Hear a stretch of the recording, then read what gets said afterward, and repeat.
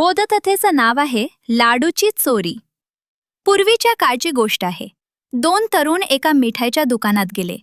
दुकानदाराचं लक्ष दुसरीकडे आहे पाहून त्यातले एका मुलानं जवळच असलेल्या एका थाळीतील एक लाडू उचलला आणि दुसऱ्या मुलाच्या हाती दिला. त्यानं तो लाडू पटकन खिशात टाकला.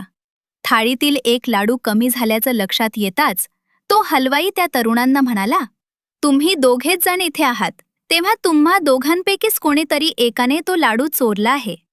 यावर प्रत्यक्षात लाडू चोरणारा तरुण म्हणाला, "देवा शपथ, मी खरं सांगतो की लाडू माझ्याकडे नाही." ज्याच्या खिशात तो लाडू होता तो तरुण म्हणाला, "देवा शपथ, खरंच सांगतो, मी लाडू मुळीच चोरलेला नाही." दुकानदाराला खरे काय ते माहीत असूनही केवळ यांच्या भाषिक कसरतीमुळे त्यांची चोरी सिद्ध करू शकला नाही. तात्पर्य: भाषेच्या कसरतीमुळे एखादा इसम निरपराधी असल्याचं सिद्ध करता आले नाही, तरी प्रत्यक्षात तो अपराधी असतो.